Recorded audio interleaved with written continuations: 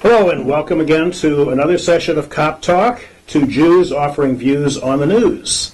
I am Bob Cohn, Editor-in-Chief Emeritus of the St. Louis Jewish Light, and it's my turn to host the twice-weekly segment. And with me is Larry Levin, publisher and CEO of the St. Louis Jewish Light. Larry, Once again, it has been an event-filled period since our last Kop Talk session. Let's start with the big commotion stirred up when the owner of a fast food outlet called Chick-fil-A in an interview said that he was in favor of traditional marriage and opposed to same-sex marriage. Understandably, there was an immediate negative reaction to his views by the gay and lesbian and transgender community, but surprisingly there was a huge backlash against the criticism of the owner and the franchise and an all-time day record of sales. What is the takeaway from the point of view of Jewish values from this dust-up? On the one hand, most of the Jewish community strongly believes in free speech, and on the other, the Jewish community is divided on the subject of same-sex marriage. Your thoughts? Well, I support same-sex marriage. I support everybody's right to say what they want. There were a couple of folks, including government officials, who suggested that they wouldn't allow Chick-fil-A into their city with those particular views. That is clearly wrong. They cannot make no city can make a determination about a permit for a Chick-fil-A any more than they could about a Kentucky Fried Chicken based on the political views of the owners of that company. If the company were discriminating somehow in service, that would be one thing, but there's been no evidence whatsoever with respect to that. As far as the boycotts, I support people's right to do it. I don't personally think that the boycott is the right tactic. Unlike a civil rights issue like women's suffrage, which didn't get fixed for 150 years after this country was founded, or segregation, which in the case of schools didn't get fixed till almost 100 years after the Civil War. This is an issue that is of fairly new reckoning in this country. There's a lot of dialogue. There are people who have opinions all across the spectrum. I think continued dialogue, discussion, and interaction is the best approach when people seem so divided and drawn to go to their separate corners on virtually every social issue these days. So Governor Mitt Romney, the presumptive Republican presidential candidate, was in Israel. Also, previously he had been in England and then in Poland. Much of the media criticized him for having a series of gaffes, including a reference to the Palestinians in comparison to the Jewish community of Israel, as having, the implication was that Jews had a superior culture, and that is why they are doing better financially and otherwise than the Palestinians.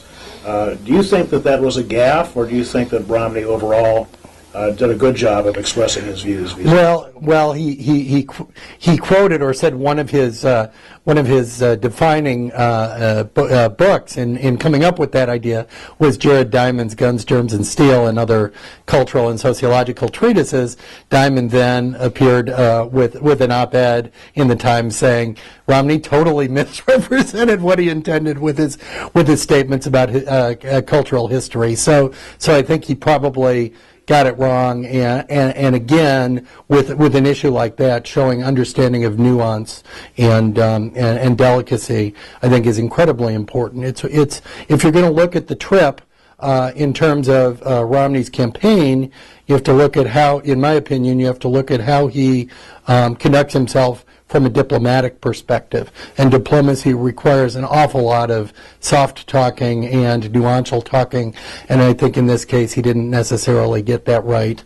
It's fine to say we support Israel, we believe there's been terrorism committed against Israel, but to make a statement that appears to be an indictment against a people, as opposed to the people's leaders and the conduct of the people's leaders, it seems to me was a pretty short-sighted comment. The other thing that blew me away was how Romney extolled the virtues of the Israeli healthcare system, which is basically a healthcare system that comprises a mandate with 4 healthcare companies that everybody has to sign up with across the country. Based on an idea that he came up with as governor of Massachusetts. Exactly. Also, he put both of his feet in his mouth when he was in England, of all places, and his handling of the Salt Lake City Olympics was one of his strengths, and he basically said they weren't prepared, which did not go down well with the Queen or with the Prime Minister. It was not his best week, and the polls certainly reflected that. Exactly. Now, speaking of the Olympics, the Governing Council of the London Games refused repeated requests from Israel and much of the global community, 10,000 rabbis and other leaders, to observe at least a moment of silence for the 11 slain Israeli athletes killed by the Black September of the PLO. What do you think of that? Should we interpret this as a collective anti-Semitic snub, insensitivity, or somewhere in between? I think somewhere in between. I think in some ways it's placating the Palestinian delegation who is appearing at the Olympics, and the Arab nations throughout the Middle East. I think it was wrong not to have a moment of silence. I think NBC recognized that it was wrong not to have a moment of silence, and there was a ceremony, not the opening ceremony, during the week where the head of the International Olympic Committee did offer a memorial to the slain Israeli Olympians. And there was an Italian delegation to show solidarity. And Bob Costas, who's from our St. Louis, to his great credit, as the Parade of Nations was going by, took a lot of time to talk about the Israeli athletes. He did. Good. Well, the Light printed an op-ed in our last issue by Henry Chevet, distinguished professor at Washington University, critiquing the Jewish Light for accepting a paid advertisement from a group of people who took an anti-Obama position, some of whom have been called neoconservative. I think there's a lot of misunderstanding out in our community about our policies.